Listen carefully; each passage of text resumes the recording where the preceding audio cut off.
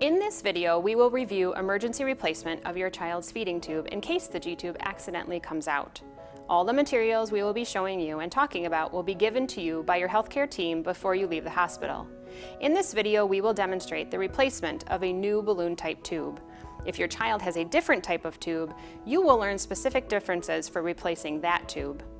If the G-tube falls out, it is not generally an emergency. It is much like having newly pierced ears. The earrings have to stay in place for a certain period of time so that the hole stays open when the earring is removed. It is the same with the G-tube tract. It won't close up instantly, but the tube needs to be replaced relatively soon after the G-tube falls out, in about 30 minutes to an hour. Otherwise, your child may require more surgery to replace it. It is never recommended to put the button back in. Keep the emergency replacement kit with your child at all times. Carry it in your diaper bag, purse, or backpack so it is available when your child is not home. It often happens when you least expect it. If you need additional kits for school or daycare, discuss this with your surgical team before leaving the hospital. If your child's tube comes out, take several deep breaths. It will be okay. Step 1. Gather your emergency replacement G-tube kit. Every child will get this kit before they leave the hospital. Step 2. Fill the syringe with 3 milliliters of tap water. Step 3. Open the package labeled number 1 or 12 French Mick G-tube. Before you place this tube in your child's G-tube tract, loosen the silicone bolster. Attach the water-filled syringe to the balloon port of the G-tube and leave that attached. Lay your child down and make sure your child's stomach area is flat. You may need to put a rolled towel or pillow under their lower back. Next, lubricate the balloon end of the catheter.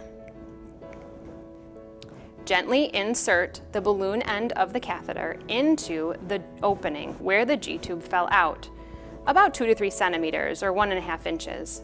If you are unsure, it is better to place the catheter in slightly farther than needed rather than not enough to ensure the balloon is not inflated in the G-tube tract. Next, you will inflate the balloon with the 3 milliliters of the tap water.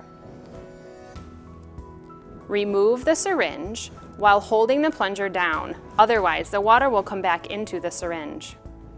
Gently pull back on the tube with your fingers until you meet resistance. Then you will know the balloon is in the correct place, up against the inside of the wall of the stomach. Gently tighten the bolster down to the child's skin level and place a split gauze under the bolster. If you are not able to easily put in the 12 French Mick G-tube, you will need to try the 10 French Foley catheter from your kit. The Corpac Y extension tubing should be attached to the blue Foley catheter in your kit. The clamps and ports should be closed. Attach the water-filled syringe to the balloon port of the Foley and leave attached. Lay your child down and make sure your child's stomach area is flat. You may need to put a rolled towel, pillow under their lower back. Lubricate the balloon end of the catheter. Hold the catheter about 1 finger width above the end of where the balloon will inflate.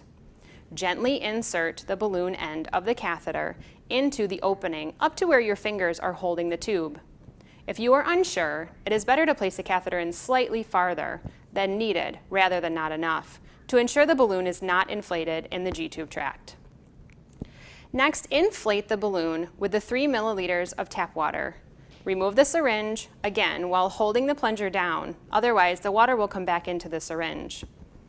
Next, you're going to gently pull back on the tube with your finger until you meet resistance. Then you will know the balloon is in the correct place, up against the inside of the wall of the stomach. You will need to place a rolled gauze and Tegaderm dressing to hold the tube in place. Once you have placed a tube in the tract, you should not use the tube for medications, flushes, or feedings, or give your child any food by mouth. You need to call your healthcare provider immediately. You will be instructed whether you need to bring your child to the emergency department or the clinic for an X-ray study using contrast through the tube. 3 months after your child's G-tube surgery, you will be taught how to replace your child's tube with a button-type tube. A button tube should not be replaced prior to 3 months due to the increased risk of pushing the stomach away from the abdominal wall. This is an example of a successful G-tube replacement after 3 months from the G-tube surgery. If you have an older child, you may want to use a distraction technique during the replacement, such as an iPad, phone, or a book. First, gather your replacement G-tube kit. Lay your child down and make sure your child's stomach area is flat. You may need to put a rolled towel or pillow under their lower back. Remove the old button buddy or split gauze.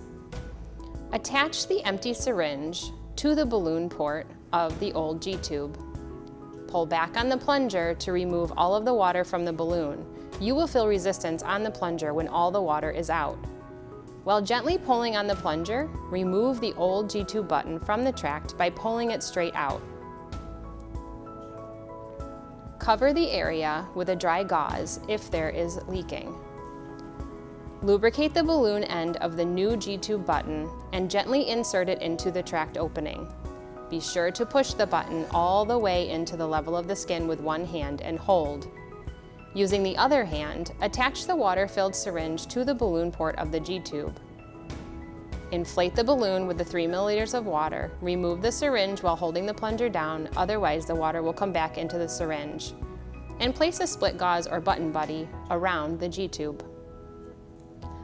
A contrast study is not required if the replacement was done easily without any problems. If you had trouble getting the new tube in or have concerns, please call your healthcare provider.